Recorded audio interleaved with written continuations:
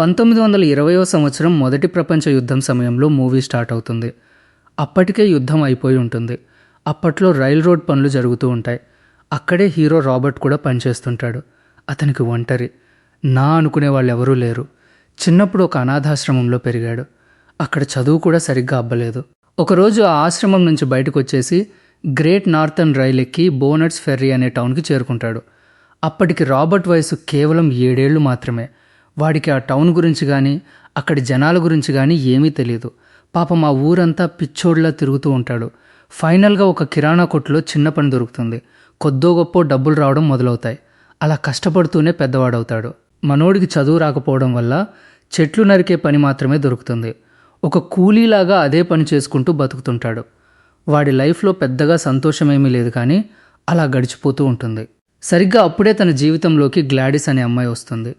Gladys అంటే రాబర్ట్కి చాలా ఇష్టం. ఆమెను చూడటానికే వాడు తరచుగా చర్చికి వెళ్తుంటాడు. గ్లాడిస్ కూడా మనోడిని ఇష్టపడటం మొదలు పెడుతుంది. అలా ఇద్దరూ ప్రేమలో పడతారు.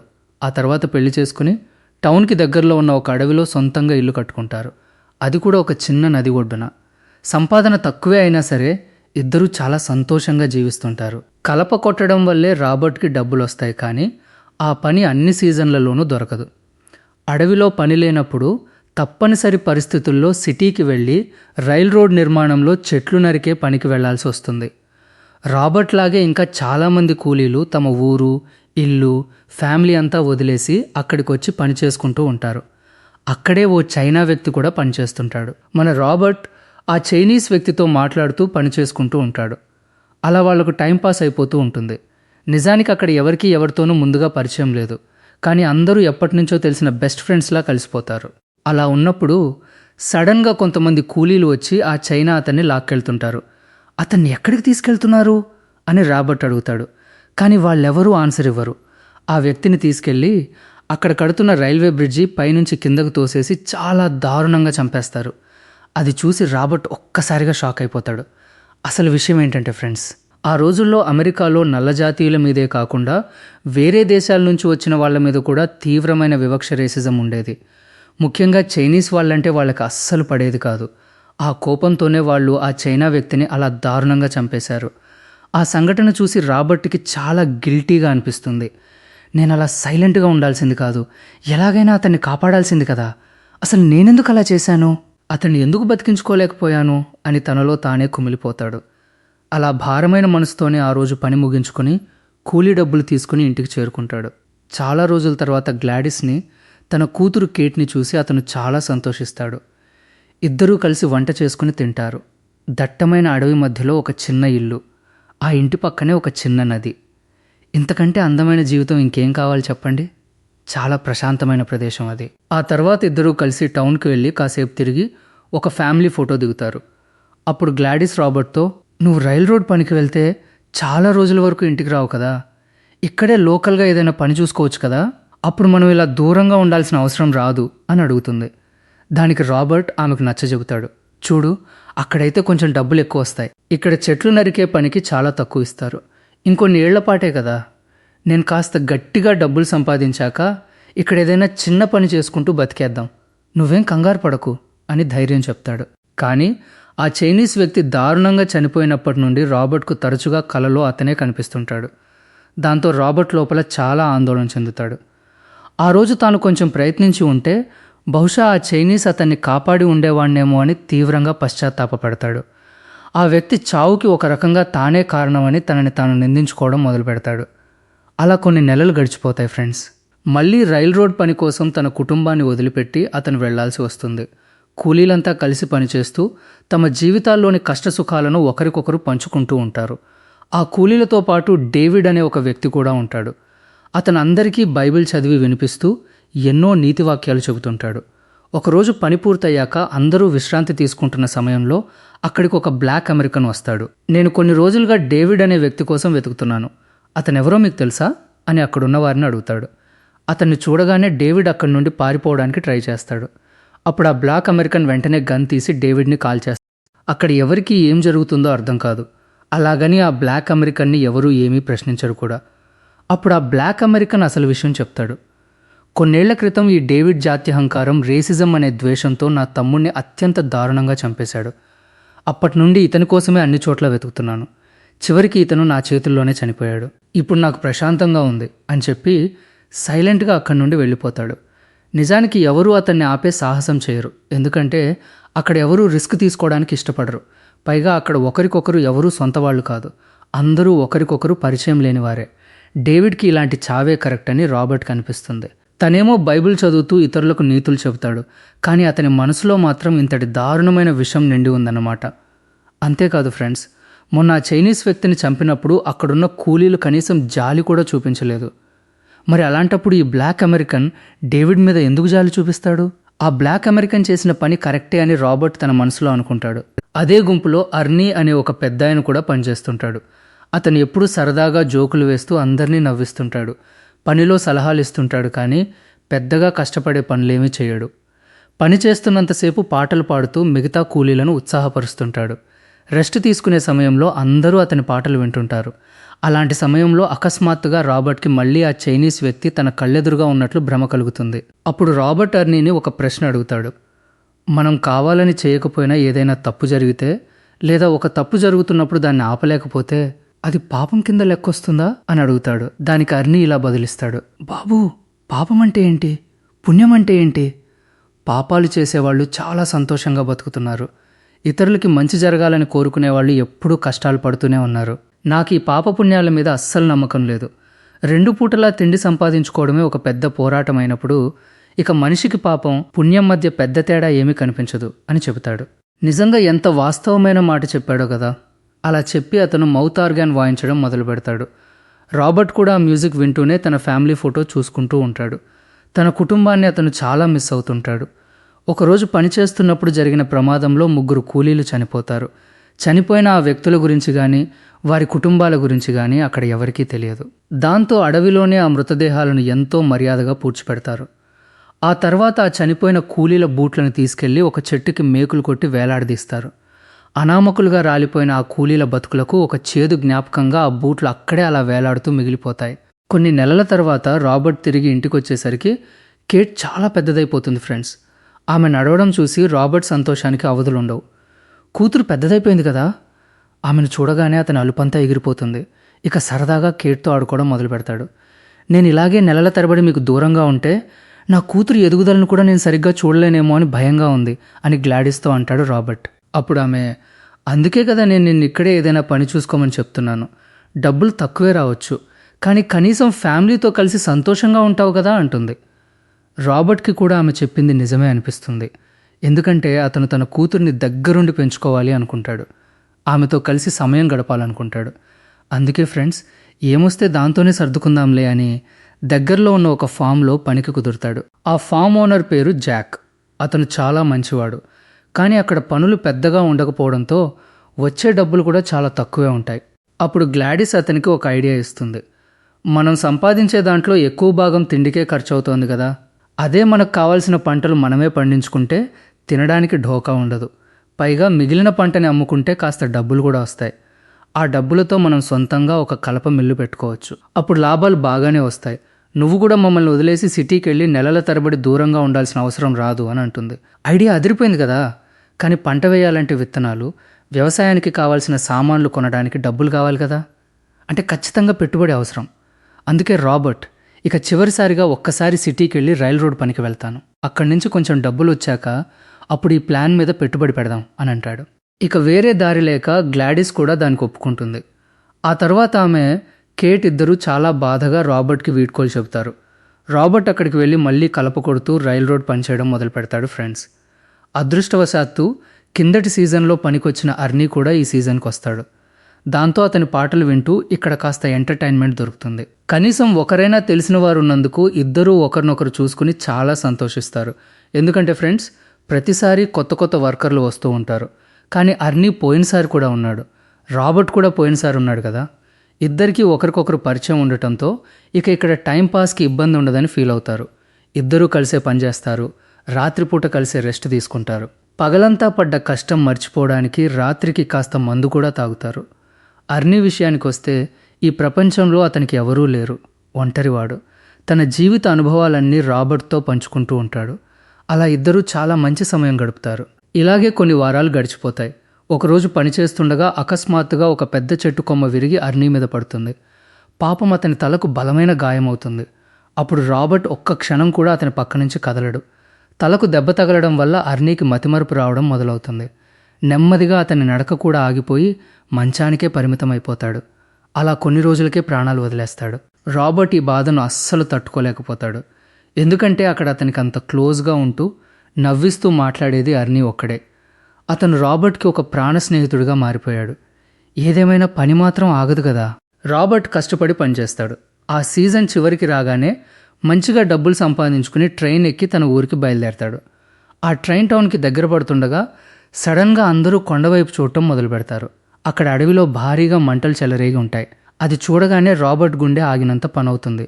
ఎందుకంటే ఫ్రెండ్స్, అతని ఇల్లు ఆ అడవిలోనే ఉంది. గ్లాడిస్, కేట్ ఇద్దరూ ప్రస్తుతానికి అక్కడే ఉంటారు. రాబర్ట్ బాగా భయపడిపోతాడు. ఏ ప్రమాదం జరిగి ఉంటుందో అని కలవరపడతాడు. స్టేషన్లో దిగగానే గ్లాడిస్, కేట్ ఆ మంటల నుండి తప్పించుకుని ఇక్కడికి ఏమైనా వచ్చారేమో అని పిచ్చోడ్లా వెతుకుతాడు. కానీ స్టేషన్లో వారు కనిపించకపోయేసరికి ఏదైనా ఘోరం జరిగి ఉంటుందేమోనని అతని కాళ్ళు చేతులు వణికిపోతాయి. వెంటనే అక్కడి నుంచి పరుగెత్తుకుంటూ వెళ్ళి కాలిపోతున్న ఆ అడవిలో ఎలాగోలా తన ఇంటికి చేరుకుంటాడు. కానీ అప్పటికే తెల్లారిపోతుంది. అడవిలో మంటలు కూడా ఆరిపోతాయి. కానీ రాబర్ట్ ఇల్లు మాత్రం పూర్తిగా బూడిదైపోతుంది. అతనికి ఏం జరిగిందో అస్సలు అర్థం కాదు. ఎందుకంటే అక్కడ గ్లాడిస్ లేదా కేట్ మృతదేహాలు ఏమీ కనిపించవు. అంటే ఖచ్చితంగా ఆ తల్లి కూతుళ్ళు మంటల నుంచి తప్పించుకొని టౌన్కి వెళ్ళుంటారని అతను భావిస్తాడు. కొద్దిసేపు అయ్యాక వారే మళ్ళీ ఇక్కడికి తిరిగి వస్తారని అనుకుంటాడు. అందుకే గ్లాడిస్, కేట్ అక్కడికి వెళ్ళుంటారనే ఆశతో అతను వెంటనే జాక్ దుకాణానికి వెళ్తాడు. కానీ ఎంతసేపు ఎదురు చూసినా వారు అక్కడికి రాకపోయేసరికి బహుశా గ్లాడిస్ కేట్ టౌన్ నుంచి తిరిగి ఇంటికే వెళ్ళుంటారని రాబర్ట్ అనుకుంటాడు. అందుకే అతను జాక్ దగ్గర బయలుదేరుతుండగా జాక్ అతనికి కొంచెం తినడానికి ఇచ్చి ధైర్యం చెప్తాడు. ఆ తల్లి కూతుళ్ళు ఎక్కడున్నా క్షేమంగానే ఉంటారు, నువ్వేం కంగారు పడకు అని అంటాడు. రాబర్ట్ అతనికి థ్యాంక్స్ చెప్పి మళ్ళీ తన ఇంటి దగ్గరకు చేరుకుంటాడు. గ్లాడిస్, కేట్ తిరిగి వస్తారేమో అన్న ఆశతో బూడిదైన ఆ ఇంటి ముందే ప్రాణాలు అరచేతిలో పెట్టుకుని ఎదురు చూస్తూ ఉండిపోతాడు. రాత్రి అవుతుంది. కానీ ఆ తల్లి కూతుళ్ళ జాడ ఎక్కడా కనిపించదు. పాపం ఆ ఇద్దరికీ ఏమైపోయిందో అని అతను లోపల పూర్తిగా కుంగిపోతాడు. చలిమంట వేసుకుని కూర్చుని ఉండగా సడన్గా అతనికి మళ్ళీ ఆ చైనీస్ వ్యక్తి భ్రమ ఇల్యూజన్ కనిపిస్తుంది. ఆ భ్రమ రాబర్ట్నే తీక్షణంగా చూస్తున్నట్టు అనిపిస్తుంది. దాంతో కోపంగా రాబర్ట్ ఆ భ్రమ వైపు చూసి ఇలా అరుస్తాడు, అసలు నా నుంచి నువ్వేం కోరుకుంటున్నావు? నేను నీకేం అన్యాయం చేశాను? ఆ జాత్యహంకారుల నుంచి నిన్ను నేను కాపాడలేకపోయింది నిజమే, కానీ అందులో నా తప్పు ఏమీ లేదు, అర్థమైందా? కానీ నువ్వు మాత్రం నా మీద పగ తీర్చుకోవడానికి నా కుటుంబాన్ని నాకు దూరం చేశావు. ఇలా పాపం దిక్కుతోచని స్థితిలో పిచ్చోడిలా అరిచి ఆ బూడిదలోనే పడుకుండిపోతాడు. అప్పుడే అక్కడికి జాక్ వస్తాడు. రాబర్ట్ కోసం భోజనం తీసుకొని గ్లాడిస్, కేట్ తిరిగొచ్చారో లేదో చూద్దామని వస్తాడు. ఆకలితో మాడిపోతున్న రాబర్ట్ ఆ అన్నం మొత్తం తినేస్తాడు. అప్పుడు జాక్ రాబర్ట్కి ధైర్యం చెప్తాడు, పద అడవిలో ఆ ఇద్దరి కోసం వెతుకుదాం, బహుశా మంటల నుంచి తప్పించుకుని ఎక్కడైనా సేఫ్ ప్లేస్లో దాక్కుని ఉంటారు అని అంటాడు. అడవిలో క్రూర మృగాలు ఉండే ప్రమాదం ఉంది కదా, అందుకే జాక్ తనతో పాటు గన్ కూడా తీసుకొస్తాడు. ఫ్రెండ్స్ ఇద్దరూ కలిసి అడవంతా జల్లెడ పడతారు. రాబర్ట్కి మధ్య మధ్యలో గ్లాడిస్, కేట్ కనిపిస్తున్నట్టు భ్రమలు కలుగుతుంటాయి. నన్ను వదిలి వెళ్ళొద్దు, ఇక్కడ ఏదైనా పని చేసుకో అని గ్లాడిస్ ముందే చెప్పింది. తను ఎంత మొత్తుకున్నా నేను వినలేదు అని తల పట్టుకుని బావురుమని ఏడుస్తాడు. అడవిలో ఎక్కడా ఆ తల్లి కూతుర్ల ఆచూకీ దొరకదు. కానీ జాక్ మాత్రం ధైర్యం కోల్పోకు బ్రదర్ అని అతనికి అండగా నిలబడతాడు. అలా కొన్ని వారాలు గడిచిపోతాయి ఫ్రెండ్స్. అయినా సరే తన భార్య, కూతురు ఖచ్చితంగా తిరిగి వస్తారని రాబర్ట్ బలంగా నమ్ముతాడు. ఇల్లు కాలిపోయిన చోటే ఒక చిన్న షెడ్ వేసుకుని అందులో ఉండటం మొదలు పెడతాడు. అప్పుడే ఒక కుక్క, దాని 2 పిల్లలు రాబర్ట్ షెడ్లోకి ఆశ్రయం కోసం వస్తాయి. బహుశా ఆ కుక్కలు కూడా ఆ మంటల్లో తమ కుటుంబాన్ని కోల్పోయి ఉంటాయేమో. రాబర్ట్ వాటికి తన షెడ్లో చోటిస్తాడు. ఎందుకంటే అతనికి అవి కేవలం కుక్కలు మాత్రమే కాదు, ప్రస్తుతం అతని ఒంటరితనాన్ని దూరం చేసే తోడు. కొన్ని నెలలు గడుస్తాయి. రాబర్ట్ మళ్ళీ కలుపు కొట్టే పనిలో పడతాడు. అప్పుడు అతనికి గ్లాడిస్, కేట్ వాయిస్లు వినిపిస్తాయి. కానీ అదంతా తన భ్రమే అని అతను వెంటనే రియలైజ్ అవుతాడు. రాత్రిపూట జాక్ వచ్చి రాబర్ట్కి తోడుగా ఉండి ఉదయాన్నే వెళ్ళిపోతుంటాడు. గ్లాడిస్, కేట్కి ఏమీ కాకూడదని, ఆ ఇద్దరూ ఎక్కడున్నా క్షేమంగా తిరిగి రావాలని రాబర్ట్ రోజు దేవుణ్ణి ప్రార్థిస్తుంటాడు. ఎంతో నమ్మకంతో గ్లాడిస్, కేట్ కోసం ఎదురు చూస్తూ ఆ జ్ఞాపకాలతోనే బతకాలని నిర్ణయించుకుంటాడు. కానీ ప్రాబ్లం ఏంటంటే ఫ్రెండ్స్, ఒంటరితనం అనేది మనిషిని తినేస్తుంది. రాబర్ట్ని కూడా ఆ ఒంటరితనం అలాగే కుంగదీస్తూ ఉంటుంది. చూస్తుండగానే మీరు నమ్మరు, ఏకంగా 20 ఏళ్ళు గడిచిపోతాయి ఫ్రెండ్స్. ఇప్పుడు రాబర్ట్ నమ్మకం పూర్తిగా వమ్మైపోతుంది. తన కుటుంబం మళ్ళీ తిరిగి వస్తుందనే ఆశ కూడా అతనికి లేకుండా పోతుంది. అందువల్ల అతను మరోసారి రైల్ రోడ్ పని కోసం సిటీకి వెళ్తాడు. కానీ అప్పటికే కాలం చాలా మారిపోతుంది. టెక్నాలజీ డెవలప్ అవడంతో అక్కడ మిషన్లు వచ్చేస్తాయి. ఆవిరితో నడిచే రైలు ఇంజిన్లు కూడా తయారవుతాయి. ఇదంతా చూసి రాబర్ట్ చాలా ఆశ్చర్యపోతాడు. అప్పుడే అతనికి ఒక చెట్టు మీద వేలాడుతున్న 2 బూట్లు కనిపిస్తాయి. మీకు గుర్తుందా ఫ్రెండ్స్? కొన్నేళ్ల క్రితం రాబర్ట్ అతని తోటి వర్కర్లు ఇక్కడ పనిచేస్తున్నప్పుడు ఒక చెట్టు విరిగిపడి 3 కూలీలు చనిపోయారు. అప్పుడు ఆ కూలీలను అక్కడే పూడ్చిపెట్టి బూట్లను ఒక చెట్టుకి మేకులతో కొట్టి వేలాడదీశారు. ఇవి అవే బూట్లు. ఆ చెట్టు పెరిగి పెద్దవడంతో ఆ బూట్లు ఆ చెట్టు కాండంలోనే కూరుకుపోయి కనిపిస్తాయి. అక్కడున్న కూలీలంతా ఆ చెట్టుని వదిలేసి మిగతా చెట్లని కొట్టడం మొదలు పెడతారు. పని పూర్తయ్యాక అందరూ కూర్చొని రెస్ట్ తీసుకుంటుంటారు. అప్పుడు ఒక ముసలాయన వచ్చి రాబర్ట్ పక్కన కూర్చుంటాడు. అతన్ని చూడగానే రాబర్ట్ వెంటనే గుర్తుపడతాడు. ఆ పెద్దాయన పేరు బాబ్. కొన్నేళ్ల క్రితం రాబర్ట్తో పాటే ఇక్కడ పనిచేసేవాడతను. ఆ పెద్దాయన కూడా రాబర్ట్ని గుర్తుపడతాడు. ఇద్దరూ పాత రోజుల్ని గుర్తు చేసుకుంటూ సంతోషంగా కబుర్లలో మునిగిపోతారు. కాలం ఎంత వేగంగా మారినా ఆ పాత జ్ఞాపకాలు మాత్రం ఆ చెట్టుకి వేలాడుతున్న బూట్లలాగే పదిలంగా ఉండిపోయాయి. ఆ తర్వాత నువ్వు ఎప్పుడైనా అర్నీని కలిసావా? అతన్ని చూసి చాలా ఏళ్లయింది. అతను ఇంకా చెట్లు కొట్టే పనే చేస్తున్నాడా లేక మానేశాడా అని బాబ్ అడుగుతాడు. నిజానికి అర్నీ, బాబ్ ఇద్దరూ మంచి ప్రాణ స్నేహితులు ఫ్రెండ్స్. ఇద్దరిది ఒకటే వయసు. కానీ అర్నీ చనిపోయాడన్న చేదు నిజం చెప్పి బాబ్ని బాధ పెట్టడం రాబర్ట్కి ఇష్టం ఉండదు. అందుకే నేను కూడా అతన్ని కలిసి చాలా ఏళ్ళవుతోంది. బహుశా ఈ పని మానేసి వేరే ఏదైనా చేసుకుంటున్నాడేమో అని అబద్ధం చెబుతాడు. ఇక్కడి నుంచి రాబర్ట్ రోజులు మళ్ళీ చాలా ఒంటరిగా దిగులుగా గడిచిపోతాయి ఫ్రెండ్స్. అతనికి ఇంకా గ్లాడిస్, కేట్ల జ్ఞాపకాలు వెంటాడుతూనే ఉంటాయి. సిటీలో పని ముగించుకొని తిరిగి తన షెడ్కి వచ్చేసరికి అతను ఆశ్రయం ఇచ్చిన ఆ కుక్కల్లో ఒకటి రాబర్ట్ కోసం ఎదురు చూస్తూ ఉంటుంది. రాబర్ట్ రాగానే ఎంతో ప్రేమగా అతని దగ్గరికి పరిగెత్తుకుంటూ వస్తుంది. అలా మరో 10 ఏళ్లు గడిచిపోతాయి. ఈ ప్రపంచంలో టెక్నాలజీ చాలా ముందుకెళ్ళిపోతుంది. ఇన్నేళ్లుగా తాను కష్టపడి కూడబెట్టుకున్న డబ్బుతో రాబర్ట్ $300 పెట్టి ఒక గుర్రపు బండిని కొంటాడు. దాని ద్వారా సరుకులను, జనాలను ఒక చోటు నుంచి మరో చోటికి తీసుకెళ్ళి బతుకుతుంటాడు. దీనివల్ల అతనికి మంచి ఆదాయమే వస్తుంటుంది. దీనికి కొన్నేళ్ల తర్వాత అడవి బాగోగులు చూసుకోవడానికి క్లెయిర్ అనే ఒక ఫారెస్ట్ ఆఫీసర్ వస్తుంది. ఆమె చూడ్డానికి అచ్చం రాబర్ట్ వయసులోనే ఉన్నట్టు కనిపిస్తుంది. ఆమె మొదటి పరిచయంలోనే చాలా కలుపుగోలుగా మాట్లాడుతుంది. చాలా సరదా మనిషిలా కూడా అనిపిస్తుంది. కానీ రాబర్ట్ మాత్రం ఏమీ మాట్లాడకుండా చాలా సైలెంట్గా ఉంటాడు. అసలు విషయం ఏంటంటే, తన కుటుంబాన్ని కోల్పోయి రాబర్ట్ ఎంత బాధను అనుభవిస్తున్నాడో క్లెయిర్ కూడా తన జీవితంలో అలాంటి బాధనే అనుభవించింది.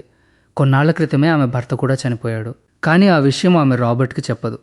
నేను ఇంతకుముందు ఒక నర్సుగా పనిచేసేదాన్ని.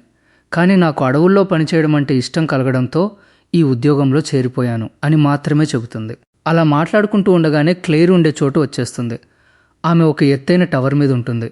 క్లెయిర్ బండి కిరాయి ఇవ్వగానే ఆ డబ్బులు తీసుకుని, మీకు ఏదైనా అవసరం ఉంటే ఖచ్చితంగా నాకు చెప్పండి అని అంటాడు రాబర్ట్. క్లెయిర్ అతనికి థ్యాంక్స్ చెప్పి వెళ్ళిపోతుంది. తర్వాత రాబర్ట్ తన ఇంటికి వెళ్తాడు. ఇక్కడ అతనికి ఉన్న ఒకే ఒక్క తోడు ఆ కుక్క మాత్రమే ఫ్రెండ్స్. రాబర్ట్ ఇప్పటికీ తన కుటుంబాన్ని మర్చిపోలేకపోతాడు. ఇన్నేళ్లు గడిచినా సరే నా భార్యాబిడ్డలు ఎప్పటికైనా తిరిగి వస్తారనే చిన్న ఆశ అతని మనసులో ఎక్కడో ఒక మూల బలంగా ఉంటుంది. పాపం ఆ ఆశతోనే అతను లోపల చాలా కుమిలిపోతుంటాడు. అకస్మాత్తుగా అతని ఇంటి చుట్టూ మంటలు అంటుకున్నట్టు అనిపిస్తుంది. రాబర్ట్ భయంతో ఉలిక్కిపడి లేస్తాడు. అప్పుడు అతని ఎదురుగా గ్లాడిస్ నిలబడి ఏదో వెతుకుతూ కనిపిస్తుంది. ఆమెను చూడగానే రాబర్ట్ ఒక్క క్షణం అలా కదలకుండా ఉండిపోతాడు. గ్లాడిస్ని చూసి అతను ఎంతో సంతోషిస్తాడు. ఆమె కూడా రాబర్ట్ని చూసి నవ్వుతుంది. కానీ ఫ్రెండ్స్, అతని సంతోషం నీటి బుడగలా క్షణాల్లోనే పగిలిపోతుంది. ఎందుకంటే నిజంగా అక్కడికి ఎవరూ రాలేదు. అదంతా రాబర్ట్కి కలిగిన ఒక భ్రమ మాత్రమే. ఆ రోజు అడవిలో మంటలు చెలరేగినప్పుడు తన భార్యాబిడ్డలకు ఏమై ఉంటుందో అని అతని మనసే అతనికి ఊహించి చూపిస్తూ ఉంటుంది. నిజంగా ఆ రోజు అలాగే జరిగిందో లేదో మనకు తెలియదు. కానీ రాబర్ట్ మనసు పడుతున్న వేదనే ఆ దృశ్యాన్ని అతని కళ్ళ ముందు అలా సృష్టిస్తోంది. ఆ భ్రమలో చుట్టూ మంటలు అంటుకుని ఉంటాయి. గ్లాడిస్ కేట్ని పట్టుకుని అక్కడి నుంచి వేగంగా పరుగులు తీస్తుంది. చాలా దూరం పరుగెత్తాక ఒకచోట కాలు జారి కింద పడిపోతుంది. ఆ తర్వాత ఏమైందన్నది రాబర్ట్కి కనిపించదు. ఇదంతా రాబర్ట్ ఊహల్లో జరుగుతున్నదే ఫ్రెండ్స్. అంటే బహుశా ఆ రోజు ఇలా జరిగి ఉంటుందేమో అని అతను ఒక అంచనాకు వస్తున్నాడనమాట. ఫైనల్గా ఆ రోజు ఆ మంటల్లో చిక్కుకుని ఆ ఇద్దరూ చనిపోయి ఉంటారని, ఇక వారు ఎప్పటికీ తిరిగి రారని రాబర్ట్ ఒక ఖచ్చితమైన నిర్ణయానికి వచ్చేస్తాడు. కొన్ని నెలల తర్వాత జరిగే సీన్ని చూపిస్తారు. చలికాలం వచ్చేస్తుంది.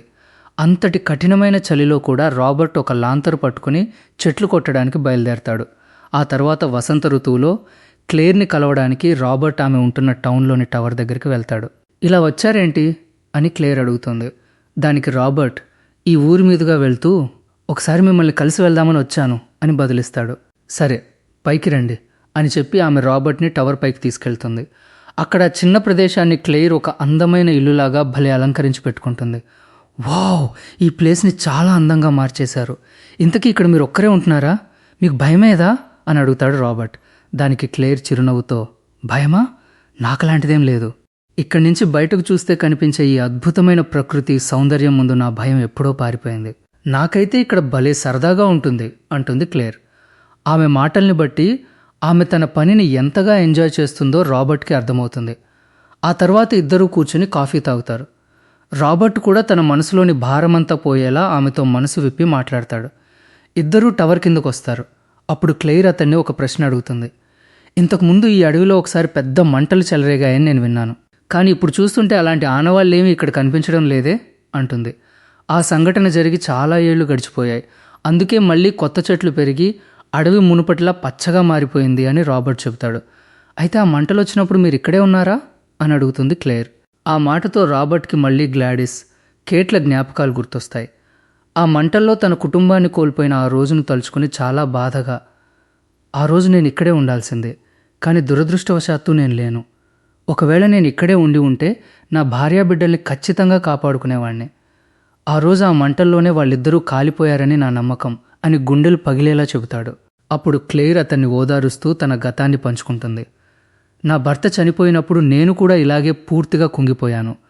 అప్పట్లో నేను ఒక నర్సుగా పనిచేసేదాన్ని. ఆ విషాదం నుంచి బయటపడటానికి చాలా ప్రయత్నించాను. నా జీవితంలో ఒక మార్పు కోసం ఈ ఫారెస్ట్ జాబ్కి అప్లై చేశాను. ఈ పనిలో, ఇక్కడి ప్రశాంతమైన వాతావరణంలో నా మనసుకు చాలా నెమ్మదిగా ఉంటుంది. నాకింతకు మించి ఇంకేమీ వద్దు. చూడు రాబర్ట్, జీవితంలో ఇలాంటి ఊహించని సంఘటనలు చాలా జరుగుతుంటాయి, కానీ వాటన్నింటినీ దాటుకుని మనం ముందుకు సాగాలి. అంతే తప్ప గుంటలో నీరులాగా ఒకే చోట ఆగిపోకూడదు. ఈ నిజాన్ని గ్రహించి నువ్వు కూడా ఆ బాధ నుంచి బయటకు రావాలి. నువ్వు ఖచ్చితంగా ఆ పని చేయగలవని నేను నమ్ముతున్నాను అంటుంది.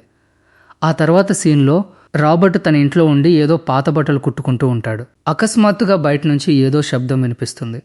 ఏంటని బయటకొచ్చి చూసేసరికి ఒక యువతి బురదలో పడిపోయి ఉంటుంది. ఆమె నొప్పితో విలవిలలాడుతూ పదే పదే డాడీ డాడీ అని పిలుస్తుంటుంది. ఆమెకు తీవ్రంగా గాయాలైనట్లు తెలుస్తుంది. తనను అలా డాడీ అని పిలిచేసరికి ఆమె ఖచ్చితంగా తన కూతురు కేట్ అయి ఉంటుందని రాబర్ట్ బలంగా నమ్ముతాడు. కాకపోతే ఇంకెవరొచ్చి అలా పిలుస్తారు?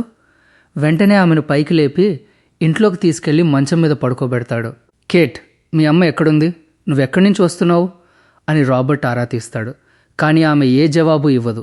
భరించలేని నొప్పితో ఏడుస్తూ ఉంటుంది. రాబర్ట్ ఆమె గాయాలకు మందు రాసి కట్టుకడతాడు. తన చిన్నారి కూతురు ఎంత పెద్దదైపోయిందో చూసుకుని మురిసిపోతాడు. ఆనందంతో అతని గుండె నిండిపోతుంది. అలా ఆమె పక్కనే కూర్చుని కాసేపటికి అక్కడే నిద్రపోతాడు. ఉదయం నిద్రలేచి చూసేసరికి మంచం మీద ఆ అమ్మాయి కనిపించదు. రాబర్ట్కి పిచ్చెక్కినట్లవుతుంది. కేట్ అని గట్టిగా అరుస్తూ అన్ని చోట్ల వెతకడం మొదలు పెడతాడు. ఇన్నేళ్ల తర్వాత తన కూతురు వచ్చి మళ్ళీ అలా సడన్గా తనను వదిలేసి వెళ్ళిపోవడం రాబర్ట్ అస్సలు తట్టుకోలేకపోతాడు. దాదాపు 3 రోజుల పాటు ఆ అడవిలో పిచ్చోడ్లా వెతుకుతూనే ఉంటాడు. కానీ ఆమె ఎక్కడా కనిపించదు. అసలు అక్కడికి వచ్చింది నిజంగా కేట్ కాదు. అది రాబర్ట్ మనసు సృష్టించిన మరొక భ్రమ మాత్రమే. ఎక్కడో ఒక చోట తన కూతురు బతికే ఉంటుందని అతని మనసు ఎప్పుడూ ఆలోచిస్తూ ఉంటుంది. ఇన్నేళ్ల తర్వాత ఆమె పెద్దదైపోయి ఉంటుందని, తనను వెతుక్కుంటూ ఖచ్చితంగా తిరిగి వస్తుందని ఒక ఆశ. ఇదంతా అతని మెదడులో అల్లుకున్న ఒక కథ మాత్రమే. ఈ నిజాన్ని గ్రహించడానికి రాబర్ట్కి కూడా ఎంతో సమయం పట్టదు. తర్వాతి సీన్లో అతను ట్రైన్ ఎక్కి తన పాత నగరానికి ప్రయాణిస్తూ ఉంటాడు. చిన్నప్పుడు తను ఎక్కడి నుంచి అయితే ఈ అడవికి వచ్చాడో అక్కడికి వెళ్తుంటాడు. కానీ ఫ్రెండ్స్, ఇప్పుడు ఆ ప్లేస్ పాత రోజుల్లో అస్సలు లేదు. అదొక పెద్ద మహానగరంగా మారిపోయింది. రాబర్ట్ ఆ ప్రదేశాన్ని కనీసం గుర్తుపట్టలేకపోతాడు. ఇన్నాళ్ళు ఏదో ప్రాచీన యుగంలో బతికి సడన్గా ఏదో కొత్త లోకంలోకి అడుగుపెట్టినట్లు అనిపిస్తుంది అతనికి. ఆ పెద్ద పెద్ద బిల్డింగ్స్, టెక్నాలజీ ఇవన్నీ చూసి అతను ఆశ్చర్యపోతాడు. ఒక షాప్లో టీవీ ప్లే అవుతూ ఉంటుంది. అందులో ఒక వ్యోమగామి ఆస్ట్రోనాట్ అంతరిక్షంలోకి ప్రయాణిస్తున్న దృశ్యాలు వస్తుంటాయి. అప్పటికి సంవత్సరం 1962. అసలు అందులో ఏం జరుగుతోంది అని రాబర్ట్ ఆ షాప్లో ఉన్న ఒక అమ్మాయిని అడుగుతాడు. జాన్ గ్లెన్ అనే వ్యోమగామి అంతరిక్షంలోకి వెళ్తున్నారు, దాన్నే టీవీలో లైవ్గా చూపిస్తున్నారు అని ఆమె చెబుతుంది. ఆ మాట వినగానే రాబర్ట్ ఒక్కసారిగా స్థాణువైపోతాడు. ఇన్నాళ్ళు తన ప్రపంచం కేవలం ఒక చీకటి అడవికే పరిమితమైపోగా ఈ బయటి ప్రపంచం మాత్రం ఏకంగా అంతరిక్షాన్ని తాకే స్థాయికి ఎదిగిపోయిందన్న నగ్న సత్యం అతని మెదడును ఒక పిడుగులా తాకుతుంది. ఎక్కడి నుండో వచ్చి ఎక్కడికో పోతున్న ఈ కాలగమనంలో తన ఒంటరి జీవితం ఎంత చిన్నదో అతనికి స్పష్టమవుతుంది. రోదసిలోకి ప్రయాణిస్తున్న ఆ దృశ్యాలను టీవీలో లైవ్గా చూపిస్తుంటారు. అది చూసి రాబర్ట్ ఒక్కసారిగా షాక్ అవుతాడు. మనిషి అంతరిక్షంలోకి చేరుకునేంతగా ఎదిగిపోయాడా అని ఆశ్చర్యపోతాడు. రాత్రిపూట రంగురంగుల విద్యుత్ దీపాలతో జిగేల్మంటున్న ఆ నగర వీధుల్లో అతను అలా నడుచుకుంటూ వెళ్తాడు. ఆ తర్వాత ఒక థియేటర్కి వెళ్ళి నాటకం చూస్తాడు. అందులోని కథ చాలా ఎమోషనల్గా ఉండటంతో రాబర్ట్ కన్నీళ్లు పెట్టుకుంటాడు. ఆ తరువాత తన రూపాన్ని తనే చూసుకుని అతను తీవ్రంగా ఉలిక్కిపడతాడు. తానింత ముసలివాడిగా మారిపోయానా అని నమ్మలేకపోతాడు. అలా సిటీలో తిరుగుతుండగా ఒకచోట ఒక వ్యక్తి విమానంలో బైప్లేన్లో ప్రయాణించడానికి జనాలను పిలుస్తుంటాడు. కేవలం $4 ఇస్తే పక్షిలాగా ఆకాశంలో ఎగరొచ్చు అని చెబుతుంటాడు. రాబర్ట్ కూడా అందులో ప్రయాణించాలనుకుంటాడు. ఆకాశంలో విహరించబోతున్నందుకు అతను చాలా ఉత్సాహంగా ఫీల్ అవుతాడు. $4 చెల్లించి ఆ విమానంలో ఎక్కుతాడు. సగానికి పైగా జీవితం అడవిలోనే గడిపిన రాబర్ట్కి ఆ చిన్న టౌన్, ఆ కొత్త టెక్నాలజీ, ఈ సరికొత్త ప్రపంచం అన్నీ అద్భుతంగా అనిపిస్తాయి. అవన్నీ అతన్ని ఎంతో ఆకర్షిస్తాయి. ఆ విమాన ప్రయాణం అతనికి అంతులేని సంతోషాన్ని ఇస్తుంది. ఆకాశంలో ఎగురుతూ కిందకు చూస్తుంటే అంతా ఎంతో అందంగా కనిపిస్తుంది. అతని మనసులోని భారమంతా దిగిపోయి చాలా ప్రశాంతంగా అనిపిస్తుంది. ఆ ప్రయాణంలో అతని గత జీవితంలోని దృశ్యాలన్నీ ఒక్కసారిగా కళ్ళ ముందు కదలాడతాయి. అతను తొలిసారి గ్లాడిస్ని కలవడం, ప్రేమించడం, పెళ్లి చేసుకోవడం, కేట్ పుట్టడం, ఆ తర్వాత సంతోషంగా సాగిన వారి జీవితం. ఇక రైల్ రోడ్ పనిలో పరిచయమైన స్నేహితులు, ఆ చైనీస్ వ్యక్తి, అడవిలో జరిగిన ప్రమాదంలో చనిపోయిన అర్నీ, భార్యాబిడ్డలను కోల్పోయి కుంగిపోయినప్పుడు అండగా నిలబడిన జాక్, చివరగా తన మనసులోని బాధను పంచుకున్న క్లేర్. ఇలా తన జీవితంలోని ప్రతి ఘట్టం ఆ కొన్ని క్షణాల్లోనే రాబర్ట్కి గుర్తొస్తుంది. ఆ సంఘటన జరిగిన దాదాపు 7 ఏళ్ల తర్వాత, అంటే 1968లో రాబర్ట్ ఇంటిని చూపిస్తారు. ఆ ఇల్లు పూర్తిగా పాడైపోయి ఉంటుంది. అసలు అక్కడ ఎవరూ ఉండనట్లుగా ఇంటి చుట్టూ పిచ్చి మొక్కలు పెరిగిపోయి ఉంటాయి. అప్పుడే అక్కడ నిర్జీవంగా పడి ఉన్న రాబర్ట్ దేహాన్ని చూపిస్తారు. అతను చనిపోయి చాలా నెలలు లేదా ఏళ్లు గడిచిపోయినట్లుగా ఉంటుంది. అతని గురించి తెలుసుకోవడానికి కానీ అతని మృతదేహాన్ని పూడ్చిపెట్టడానికి కానీ అక్కడికి ఎవరూ రాలేదు. రాబర్ట్ శరీరం పూర్తిగా కుళ్ళిపోయి దానిమీద ఫంగస్, చిన్న చిన్న మొక్కలు పెరిగిపోయి ఉంటాయి. అతనికి తెలిసిన జాక్ బహుశా ముసలివాడై చనిపోయి ఉంటాడు, లేదంటే రాబర్ట్ని అలా వదిలేడు. క్లేర్ కూడా ఇక్కడే పనిచేసేది. కానీ రాబర్ట్ చనిపోవడానికి ముందే ఆమె వేరే ప్రాంతానికి బదిలీ అయిపోయి ఉండొచ్చు. ఇదంతా కేవలం మన ఊహ మాత్రమే ఫ్రెండ్స్. నిజంగా ఏం జరిగిందో ఎవరికీ తెలియదు. అసలు రాబర్ట్ జీవితానికి అర్థం ఉందా లేదా? ఇలాంటి ప్రశ్నలు మనం సాధారణంగా అడగాలనుకోము. వాటికి సమాధానాలు తెలుసుకోవాలని కూడా అనుకోము. ఒకవేళ తెలుసుకోవాలని ప్రయత్నించినా సరైన సమాధానం బహుశా ఎప్పటికీ దొరకదు. తల్లిదండ్రులు లేని ఒక అనాథ 7 ఏళ్ల వయసులో ఊరు విడిచి ఇక్కడికి వచ్చాడు. ఒంటరిగా ఉన్న అతని జీవితంలో వెలుగులు నింపడానికి గ్లాడిస్ వచ్చింది. రాబర్ట్కి ఒక అందమైన కుటుంబం ఏర్పడింది.